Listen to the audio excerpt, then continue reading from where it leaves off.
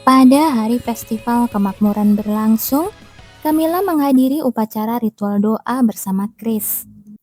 Namun, Camilla tidak bisa menyembunyikan rasa herannya begitu dipandu ke tempat ritual dilaksanakan. Ini bukan kapel ya? Bukankah biasanya acara seperti ini diadakan di tempat seperti itu? Karena ini adalah ritual yang diadakan oleh pihak kuil, dia mengira acara tersebut akan dilaksanakan di dalam kapel besar yang penuh dengan atmosfer khusyuk. Namun, tempat berlangsungnya acara justru adalah sebuah taman yang sangat luas di belakang kuil. Kenapa diadakan di tempat seperti ini? Sebagai tempat yang dikelola oleh kuil, taman itu memang tidak terlalu mewah. Namun suasananya sangat rapi dan menyiratkan keagungan yang nyata. Di atas segalanya, tempat itu dipenuhi oleh pepohonan tua yang usianya sulit diperkirakan, membuat siapa saja merasa seolah-olah sedang melangkah masuk ke dalam hutan belantara yang lebat. Itu karena pohon tersebut. Di tempat yang ditunjuk oleh Chris, terdapat sebuah pohon berukuran raksasa. Pohon itu terlihat sangat mencolok, bahkan di antara deretan pepohonan tua di sekelilingnya. Bukannya itu pohon mati. Pohon itu begitu besar hingga membutuhkan beberapa orang dewasa yang merentangkan tangan untuk bisa memeluk seluruh batangnya. Namun, tidak ada satu lembar daun pun yang tumbuh di sana. Berbeda dengan pohon-pohon di sekitarnya yang rimbun, hanya dahan-dahan kering pohon ini yang mencuat tinggi menembus langit. Hal itulah yang membuatnya semakin menarik perhatian. Itu adalah pohon dewa utama. Kenapa belakangan ini semua hal diberi nama yang begitu megah? Dulu mereka bilang kalung yang dijual di kuil bisa memberikan kedamaian abadi. Sekarang, pohon pun sampai diberi gelar dewa utama.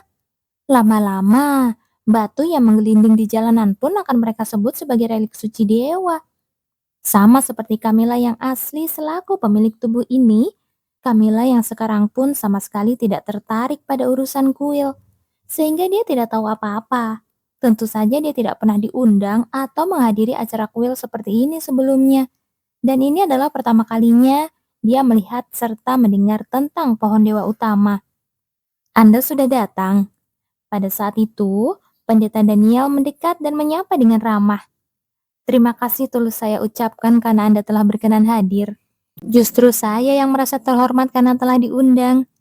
Semoga hari ini menjadi hari yang penuh makna bagi Anda. Terima kasih. Setelah saling bertukar sapaan formal, pandangan Camilla beralih ke satu titik. Hal itu karena orang-orang di sekitar mendadak menghentikan obrolan mereka dan menundukkan kepala ke satu arah. Itu adalah kedatangan Sang Paus, sosok yang bisa dibilang sebagai pusat dari ordo keagamaan tersebut. Camilla juga berniat untuk menundukkan kepalanya dengan sopan ke arah Sang Paus. Tapi wajah Camilla seketika berkerut masam. Matanya menangkap sesosok entitas yang sedang berkeliaran di dekat Sang Paus yang sedang berjalan perlahan. Sosok wanita yang tampak berusia awal 20-an mengenakan jubah pendeta putih bersih, terus-menerus berdecak di samping Sang Paus. Wanita itu tampak menggumamkan sesuatu tanpa henti, tapi suaranya tidak terdengar jelas karena jarak mereka yang masih jauh. Bukankah hantu itu keterlaluan? Hantu pun harusnya punya urat malu. Bagaimana mungkin dia berkeliaran dan menempel ketat di samping paus? Terlebih lagi, ini berada di dalam lingkungan kuil. Melihat pakaiannya, sepertinya dia dulunya pendeta tingkat tinggi. Pendeta macam apa yang setelah mati malah berakhir jadi hantu gentayangan? Bukankah seperti yang selalu mereka khotbahkan? Harusnya dia menerima penghakiman lalu pergi ke surga atau neraka. Semakin dekat Sang Paus melangkah, sosok hantu pendeta wanita itu pun terlihat semakin jelas. Camilla refleks menghela nafas panjang, namun pada saat jarak mereka semakin dekat, suara sang hantu pendeta terdengar dengan sangat jelas di telinganya. Anak ini juga sudah tidak tertolong lagi, benar-benar tidak tertolong. Anak? Apa hantu itu baru saja menyebut Sang Paus sebagai anak? Mendengar ucapan si hantu pendeta, Camilla kembali mengamati wajah Sang Paus. Menyebut seorang pria lansia yang usianya jelas-jelas sudah di atas 60 tahun sebagai anak. Setelah mengamati sedikit lebih jeli, Kamila akhirnya menyadari apa sebenarnya yang sedang ditatap dengan penuh rasa tidak suka oleh sang hantu pendeta. Di leher sang paus, yang sedang mengulas senyum bijaksana sambil memandang ke arah orang-orang, tergantung sebuah kalung dengan batu permata yang memancarkan cahaya kemerahan yang sangat berkilau. Itu adalah kalung relik suci yang sama dengan yang pernah Kamila terima. Apa ini buat ajang promosi ya? Kembali teringat bahwa kalung yang diterimanya dulu adalah barang cacat, Kamila berdecak pendek di dalam hati. Apa aku labrak saja ya mereka? Memangnya kuil boleh membuat barang cacat? Ah, sudahlah. Lagi pula itu barang gratisan. Kalau diperhatikan, ternyata ada cukup banyak orang di sekitar yang memakai kalung tersebut. Tampaknya kuil mengundang mereka yang paling banyak memberikan donasi. Hantu pendeta wanita itu terus mengernyitkan dahi saat menatap sang paus yang mengenakan kalung batu merah itu. Apakah dia sangat tidak menyukai relik suci itu? Dasar anak bodoh. Hah? Dia baru saja memaki. Pria menyebalkan tidak berguna. Kedudukannya saja yang duduk di kursi paus, tapi otaknya cuma memikirkan uang. Makanya kekuatan sucinya cuma selevel sampah. Kasihan sekali orang-orang yang masih mengagung-agungkan pria sepertimu sebagai paus. Kamila sampai meragukan pendengarannya sendiri. Dia mengucek matanya, lalu kembali memastikan pakaian yang dikenakan hantu itu. Apa dia benar-benar memakai jubah pendeta? Bukan kan? Tapi rasanya juga iya. Maksudku, biarpun dia sudah mati, bagaimana bisa bahasanya sekasar dan sefrontal itu? Apa seorang pendeta boleh bersikap begini? Tiba-tiba, si hantu pendeta mendadak menolehkan kepalanya dengan cepat. Kamila pun buru-buru mengalihkan pandangan sealami mungkin. Ya, sebaiknya abaikan saja. Mau hantu itu menempel di samping paus atau tidak, apa urusannya denganku? Lagi pula pendeta juga manusia, wajar saja kalau sesekali ingin memaki. Selagi Kamila sibuk melamun, upacara berlangsung dengan cepat. Dia pun membuang semua pikiran lain dan mulai fokus pada ritual doa tersebut. Lagu paduan suara yang memohon kemakmuran menggema di seluruh penjuru taman, disusul oleh khotbah membosankan dari para uskup agung dan juga sang paus. Ini membuat mengantuk. Kenapa semua khotbah di dunia ini selalu punya hubungan kekerabatan yang sangat erat dengan lagu pengantar tidur? Kamila harus terus menggigit ujung lidahnya agar tidak sampai tertidur. Ini sebenarnya kapan selesainya sih? Apa acara ini bisa selesai? Hantu pendeta yang tadi kini sedang jongkok di depan paus yang sedang berkhotbah, membuka mulutnya lebar-lebar sambil menguap. Melihat seorang pendeta bersikap sekonyol itu terasa agak menyegarkan. Benar-benar membosankan. Pria yang itu ataupun yang ini, kenapa khotbahnya panjang sekali sih? Memangnya ada yang mendengarkannya dengan serius? Apa mereka tidak tahu cara langsung ke inti masalah secara singkat? Mengulang kalimat yang sama lagi dan lagi. Telingaku bisa kapalan mendengarnya. Kamila sangat setuju. Apa aku pura-pura pingsan saja ya, supaya bisa kabur dari sini? Tepat saat Kamila sedang mempertimbangkan ide itu dengan serius, khotbah akhirnya selesai dan berlanjut ke urutan acara berikutnya. Sesuai arahan pembawa acara, sang paus berjalan perlahan menuju tempat pohon dewa utama berada. Di bawah tatapan penuh harap dari orang-orang, paus menundukkan kepala dan mulai memanjatkan doa. Sejurus kemudian, cahaya lembut mulai memancar dari tangannya. Itu adalah kekuatan suci. Astaga, yang begitu saja disebut kekuatan suci. Pada saat itu, suara sinis kembali menggelitik telinganya. Selagi Kamila tertegun, kekuatan suci yang memancar dari tangan paus langsung meresap ke dalam batang pohon. Seketika itu juga, dedaunan kecil mulai bermunculan dan mekar di sela-sela daun pohon yang tadinya kering. Melihat pemandangan itu, sorak-sorai riuh langsung pecah dari mulut orang-orang. Tampaknya tahun ini kita akan kembali makmur. Bukankah daun yang tumbuh kali ini terasa lebih banyak daripada tahun lalu? Melihat orang-orang yang begitu tulus gembira dan takjub hanya karena beberapa helai daun yang mekar, Kamila tidak bisa menyembunyikan rasa herannya. Memang itu hal yang ajaib, tapi apa perlu sampai seheboh ini? Bukankah pohon itu tetap saja kelihatan sangat gundul? Menyadari ekspresi kebingungan di wajah Kamila, Chris berinisiatif memberikan penjelasan mengenai situasi tersebut. Dulu pernah ada seorang paus yang sama sekali tidak berhasil menumbuhkan satu lembar daun pun dari pohon ini. Konon, musim gugur pada tahun itu berakhir dengan gagal panen total. Apa? Jadi mereka meramal nasib lewat pohon ini? Bukankah itu murni karena perbedaan kapasitas kekuatan suci yang dimiliki masing-masing orang? Kenapa mereka malah meramal hasil panen tahunan dengan hal seperti itu? Terlebih lagi, mereka ini kan para pendeta yang melayani Tuhan. Camilla menggelengkan kepalanya pelan. Tampaknya dari zaman ke zaman, kebiasaan manusia yang suka mencocok logi dan memberi arti pada sesuatu sesuka hati mereka selalu sama dimanapun berada. Lalu, sekarang mereka sedang apa? Setelah sang paus, para peserta upacara lainnya mulai maju ke depan satu persatu secara bergiliran dan mulai memanjatkan doa ke arah pohon. Ini adalah urutan terakhir dari ritual doa. Semua orang yang menghadiri upacara akan maju untuk memohon kemakmuran di hadapan pohon dewa utama. Semuanya? Berarti aku juga harus melakukannya? Benar. Mendengar penjelasan Chris, helaan nafas pendek kembali lolos dari mulut Camilla. Sejak awal, perasaannya memang sudah tidak enak, dan ternyata dia benar-benar harus ikut berdoa. Lagi pula, butuh waktu berapa lama sampai orang sebanyak ini selesai berdoa semua?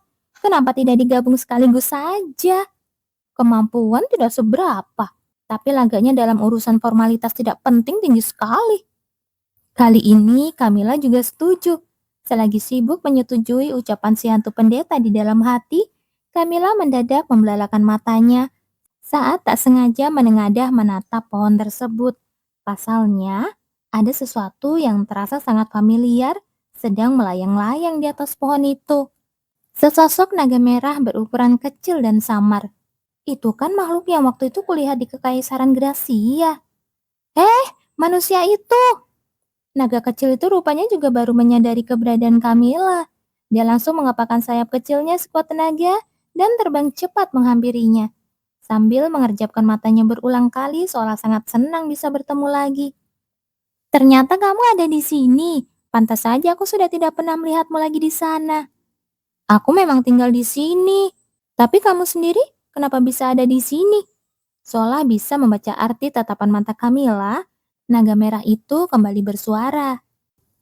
Sudah sewajarnya bagi raja yang menguasai musim gugur untuk berada di tempat di mana musim gugur itu dimulai.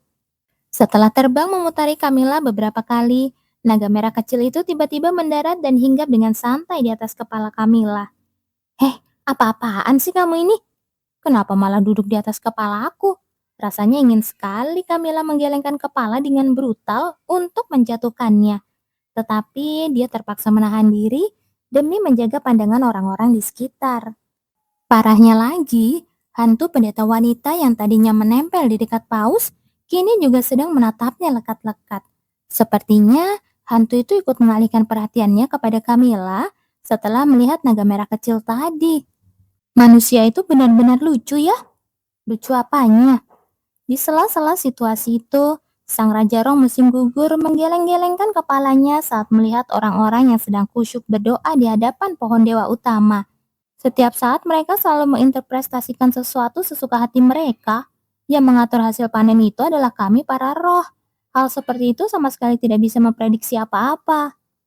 Manusia memang aslinya begitu. Suka sekali heboh sendiri memberikan arti pada segala hal. Bahkan anjing lewat pun kalau mereka mau, bisa saja diangkat jadi dewa. Itulah manusia. Lagi pula pohon itu usianya sudah sangat tua. Dia cuma sedang beristirahat sebentar karena tubuh rentanya tidak sebugar dulu. Aku tidak paham kenapa mereka meminta kemakmuran pada pohon yang sedang kelelahan seperti ini. Anak muda zaman sekarang benar-benar tidak tahu cara menghormati orang tua. Raja Roh musim gugur itu terus-menerus melemparkan tatapan tidak suka ke arah paus. Tampaknya dia kesal melihat tindakan paus yang memaksa dedaunan pohon keluar menggunakan kekuatan suci tadi. Kami adalah pihak yang mengendalikan alam. Hal seperti ini tidak bisa diukur dengan kekuatan suci kalian. Dasar bodoh. Sepertinya naga kecil ini datang ke sini sengaja hanya untuk menertawakan acara ini ya. Aku juga ingin ikut menertawakannya. Tapi mau bagaimana lagi? Aku sendiri kan manusia. Nona Camilla. Yah, Chris memanggil Camilla. Sekarang sudah tiba gilirannya. Tanpa disadari, pandangan orang-orang termasuk sang paus kini telah terpusat sepenuhnya kepada dirinya. Sosok yang menerima berkah dewa. Karena rumor tentang dirinya sudah terlanjur menyebar luas seperti itu, semua orang tampaknya memasang ekspresi penuh ekspektasi. Tentu saja, di antara mereka ada juga yang menganggap rumor itu omong kosong dan memandangnya dengan tatapan sinis. Apa perlu ku bantu? Bantu apa? Memangnya ada hal yang perlu dibantu di situasi seperti ini? Aku kan cuma perlu maju, berdoa sebentar, lalu kembali ke tempat semula. Camilla mengabaikan ucapan naga kecil itu dan langsung melangkah maju untuk memanjatkan doa. Karena rasanya canggung kalau hanya memejamkan mata tanpa melakukan apa-apa, sepertinya Camilla harus memohon sesuatu kan? Tolong biarkan saya hidup panjang umur ya Tuhan. Astaga, lihat itu! Camilla yang tadinya sedang fokus berdoa, perlahan membuka matanya begitu mendengar kegemparan yang terjadi di sekelilingnya. Begitu menyadari situasi yang terjadi, dia langsung tersedak udara. Matanya membelalak lebar dan bergetar hebat karena syok. Kenapa mendadak jadi begini? Pohon gundul yang kering kerontang beberapa saat lalu telah lenyap tanpa bekas.